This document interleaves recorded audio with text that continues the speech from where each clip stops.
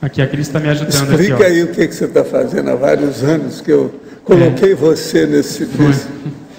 Então, vou contar aqui. Em 2004, o professor Waldo me deu uma cantada, né, cosmoética, para começar a organizar, na realidade, esse dicionário de jargões, que ele já vinha coletando há muitos anos. Havia várias pastas no holociclo com esse título, Jargões. E aí o Loche até foi testemunha lá na época. Então, o que se passa? Isso é uma preciosidade, não tem livro nenhum que tem isso tudo. Exatamente.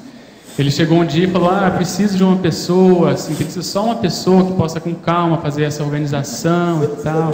Durante alguns anos. Sem pressa e tal. E eu estava até aqui. Fazem só 8 anos isso. Estava até aqui de trabalho, tinha acabado de chegar em Foz do Iguaçu, estava dando plantão, muito plantão, e eu não falei nada na hora. Eu falei assim, não posso, seria irresponsabilidade, porque eu não tenho tempo, como é que eu vou fazer? E fui para casa, e aquilo ficou na minha cabeça. Eu não dormi, sinceramente, não dormi nesse dia. Fiquei pensando, falei com a Cris, eu tenho que pegar isso, mas eu não posso, mas não sei o quê, como é que vai ser? Aí a Cris, não, mas ele falou que é com tempo, calma, não sei o quê e tal. Enfim, aí no dia seguinte, eu fui lá e falei, professor Waldo, se puder mesmo ser com calma, com jeito e tal, a gente vai fazendo. E aí, desde então, eu venho organizando essas listagens, na realidade, esse dicionário. Não é fácil isso aí. Dá muito trabalho. É muito trabalho, são muitos anos de acumulação. E eu estou fazendo devagarinho, porque não tem como me dedicar full time a essa condição. Hoje isso é impressionante, não é? Não, é isso que eu falei. Cosmovisão é impressionante. Muda a pessoa, muda totalmente. O universalismo aumenta. Pedro. E aí, só para terminar, eu dividi mais ou menos no processo dos regionalismos, a condição dos códigos linguísticos, por exemplo, não tem como você classificar a linguagem, por exemplo, dos homossexuais, a linguagem dos prisioneiros, entende? Então, isso aí está em códigos linguísticos, e o processo da orismologia, que é mais a condição da ciência. Então, os recortes, tem, por exemplo, aqui, dicionário de baianês, tem uma matéria, o dialeto dos pampas. Dicionário reúne expressões populares no sul do país e decifra a fala bem-humorada dos gaúchos. Então, eles colocam aqui alguns exemplos. E daqui que a gente tirou os exemplos.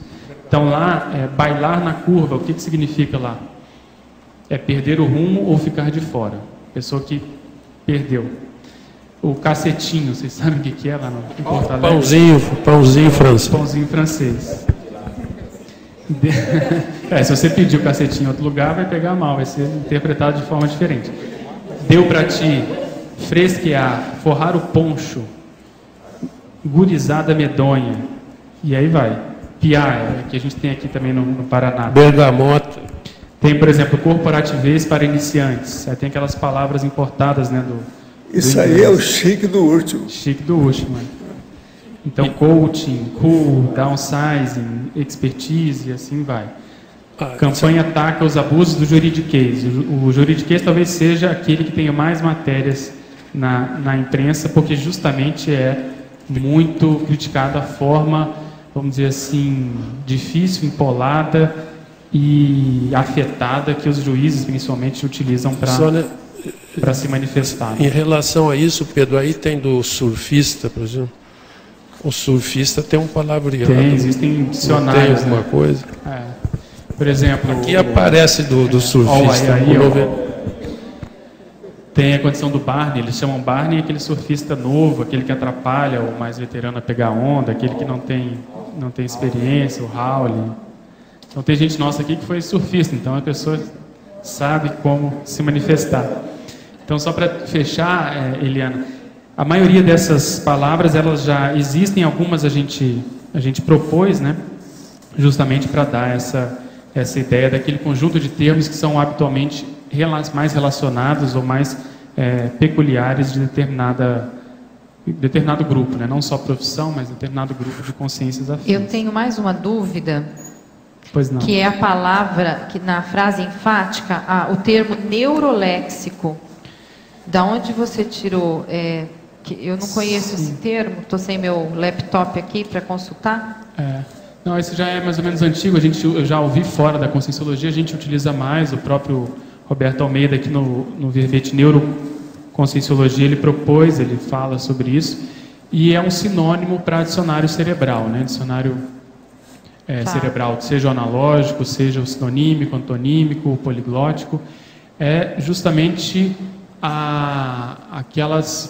o repertório de palavras que nós temos na nossa cabeça, no nosso cérebro. Com relação a isso, eu aqui na fatologia eu termino falando da autoinventariologia lexical, que é justamente para a pessoa ter uma noção da abrangência desse neuroléxico em termos do próprio português, aquilo que se diz da pessoa ser um poliglota na própria língua, né?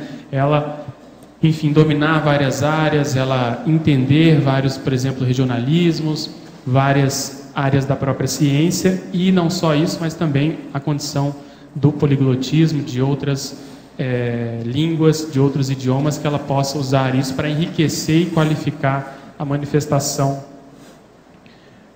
oral, seja oral ou escrita, né? A manifestação da comunicação pessoal. Tá joia. Muito bom, obrigada.